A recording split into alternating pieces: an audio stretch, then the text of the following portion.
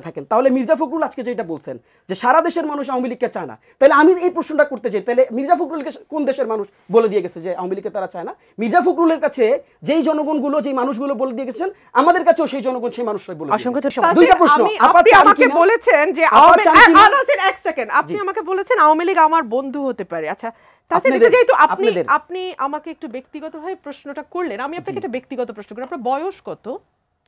না, আমি এই প্রশ্নের উত্তর আপনাকে দিচ্ছি না। আচ্ছা, আপনার বয়স যদি আমি ধরেও নেই 30, ম্যাক্সিমাম 30, আপনার বয়স যখন 13 ছিল তখন থেকে না আমাদের এই যাত্রা শুরু হয়েছে। তো আপনারা 36 দিন আওয়ামী লীগের বন্ধু হয়েছেন না শত্রু হয়েছেন না কি হয়েছেন বলতে পারবো না, তবে আমরা মনে করি বাংলাদেশে ভিন্ন মতের রাজনীতি থাকবে, থাকতে হবে, এবং ভিন্ন মতের রাজনীতির কোএক্সিস্টেন্সটার নামই হচ্ছে গণতন্ত্র। কোন ভিন্ন মত এটা?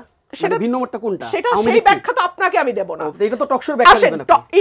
আপনার বয়স যেমন আপনি বললেন, এটা তো ব্যক্তিগত প্রশ্ন, আমি সেটা কেন দিব? ব্যক্তিগতভাবে বলবেন আওয়ামী লীগ আমার বন্ধু হতে পারে। আমার বয়স কত? আপনি যেমন বলতে পারেন আওয়ামী লীগ আমার বন্ধু হতে পারে, এটা মিডিয়াতে জিজ্ঞাসা করতে পারেন আমার বন্ধু হতে পারে। আওয়ামী লীগের ডিসকাশনে আপনাকে প্রশ্ন করতেই পারি যে আওয়ামী লীগের ডিসকাশনে আমি জিজ্ঞাসা করতে ছিল সম্ভবত তখন থেকেই আমাদের এই যাত্রা। আর ইন্টারিমটা জনগণ এটার উত্তর দিবে। ইন্টারিমটা কে? মাহফুজ সাহেব আর আসিফ সাহেব আর নাহিদ সাহেব কয়েকদিন আগ পর্যন্ত ইন্টারিমের অংশ ছিল না?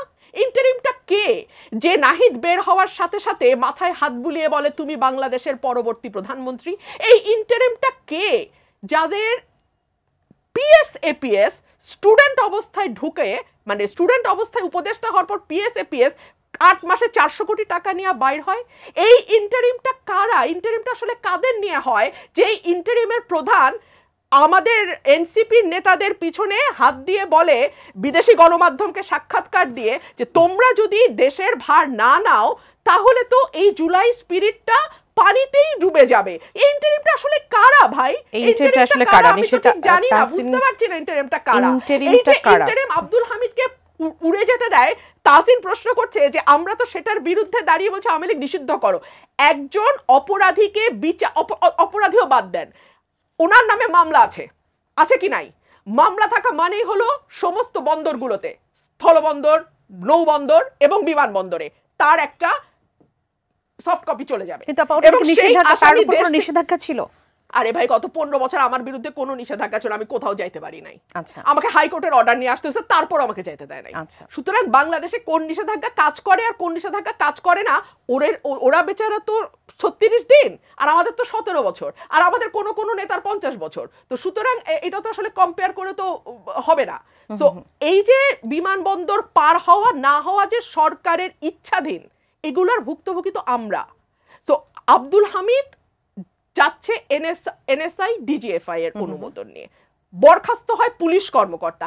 এই প্রশ্নগুলো না তুলে আপনি যখন একটা ব্রড আমব্রেলা নিয়ে আসবেন, আপনার একটা ছাতার নিচে আপনি সবকিছুকে ফিট ইন করানোর চেষ্টা করবেন, তখন তো এই ভাইটাল প্রশ্নগুলোর আর কোনো জবাব কোনোদিনও আমরা খুঁজে পাবো না।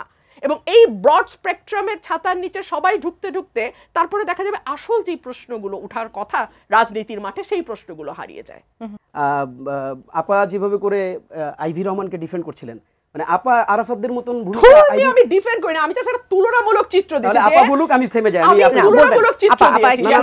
হামিদ পার হয়ে যায়, তাহলে ওই রাতেই কেন আবার তাকে গ্রেফতার করা হলো? না, আপা বলুক, শেষ হলে তাহলে আমি আপনি তুলনামূলক চিত্র দিছি। তাহলে আপা আপনি বলেন, তাসিন বলবেন। মানে আপনি যদি সুযোগ আমরা খুব বেশি সময় পাবো না কিন্তু এই অংশে। আচ্ছা দেখেন, আমি কোন ইন্টারিম আপনি রাস্তা নিয়ে প্রশ্ন করেন না কেন? ইন্টারিমে তো আপনাদের প্রতিনিধি আছে এখনো। আপনি যদি তাইলে আপনি বলেন, আমি আর কথা বলবো। ইন্টারিমে তো আপনাদের দুটো প্রতিনিধি এখনো আছে। না বলবেন, তাসিন বলবেন। আমার তো ছিল, আমি তো দিতাম, আমাকে দিতে আমিও তো দিতে পারতাম, আমি তো দেই নাই তখন আপা। আচ্ছা তাসিন, আমি তো আপনার কাছ থেকে শিখবো, তাই না? আপনি যদি আমাকে এইভাবে কাউন্টারিং শিখান তাহলে তাসিন বলবেন। না আপনি আমাকে তাহলে কাউন্টার করেন, আমি তাহলে আপনার কাছ থেকে এটা শিখে যাই। তাসিন বলেন। আমি এটাই শিখতে চাই যে আপনি কাউন্টার দিতে থাকবেন, আমিও কাউন্টার দিব। আচ্ছা 2 মিনিট সময় পাবো। দেখেন, আমি আপাকে কিন্তু প্রচন্ড রকম শ্রদ্ধা করি। আমি এই কথাটা মানে আগেও বলছি, আপা বারবার রেগে যান আমার উপর। আমি জানি না কেন রেগে যান। আমি আপনাকে বলি, আইভি রহমানকে আপা যেভাবে করে বলছেন, ডিফেন্স শব্দটা উঠাই নিলাম। আপা বলছেন যে একা তিনি দাঁড়ায় ছিলেন নারায়ণগঞ্জে, তিনি শামীম ওসমানের বিরুদ্ধে একা লড়েছেন। আচ্ছা দেখেন, প্রশ্নটা বুঝেন, শামীম ওসমানের বিরুদ্ধে একা লড়লে তিনি আর বাকি সব পাপ থেকে মুক্ত, এটা কিভাবে প্রমাণ হয়? কিভাবে প্রমাণ হয়? আপনি যেই ওয়েতে আপনি এই টকশোটা আবার শুনবেন, কেটে ছাড়বেন, পাবলিক এটার উপর ডিসিশন দিবে। আপা যে কথাগুলো বলেছেন, আমি তো বলেছি যে ডিফেন্ড, আমি শব্দটা তুলে নিচ্ছি, পাবলিক একটা ডিসিশন দিবে আপা ডিফেন্ড করেছেন কিনা। আমার কাছে ভিডিও আছে, দেখেন উনি 36 জুলাই, জুম করে দেখান এটা একটু, উনি 36 জুলাই কিভাবে করে দেখেন, কিভাবে করে পুলিশকে সাজাচ্ছেন, পুলিশ গুলি ছড়ে নাই দেখে, এটা পাবলিকের কাছে আছে। কাজেই আমি যদি কাউকে বন্ধু বলি, সেই বন্ধু তো যদি আপা কষ্ট পান, আমি তো বন্ধু এমনি বলতে চাই নাই। আপনি যখন যিনি কিনা এই আন্দোলনে পুলিশ কেন গুলি ছড়ে নাই এটার জন্য পুলিশকে শাসিয়েছেন, তাকে যদি আপনি খুব ক্লিন ইমেজ প্রমাণ করতে চান এই টকশোতে বসে, এটা তো আমার গায়ে লাগে, আপারও গায়ে লাগা উচিত।